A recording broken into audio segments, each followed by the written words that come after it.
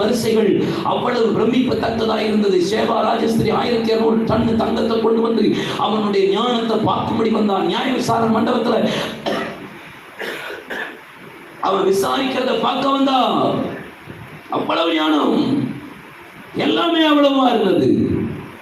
ஆனா அந்த ஞானமும் கடைசியில கலிலேயாவுக்கு முன்னாடி என்னாச்சு? தோற்றுச்சு. அதனாலதான் கலிலேயாவை தீருவின் ராஜா கையில கொடுத்தான். அப்போ தீருவின் ராஜா கையில கொடுத்த பிறகுதான் அது புறஜாதியின் பட்டணமாய் புறஜாதியின் கலிலேயாவா மாறியது. அப்ப கலிலேயாவுக்கு முன்னாடி மேன் பவர் தோத்தது, கலிலேயாவுக்கு முன்னாடி மசில் பவர் தோத்தது, கலிலேயாவுக்கு முன்னாடி மைண்ட் பவர் தோத்தது. பரலோகத்துல ஒரு கூட்டம் நடந்தது.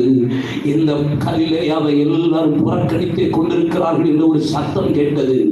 யார் இந்த கலிலேயாவுக்கு போவார் என்று கேட்டபோது ஒதுக்கப்பட்ட, தள்ளப்பட்ட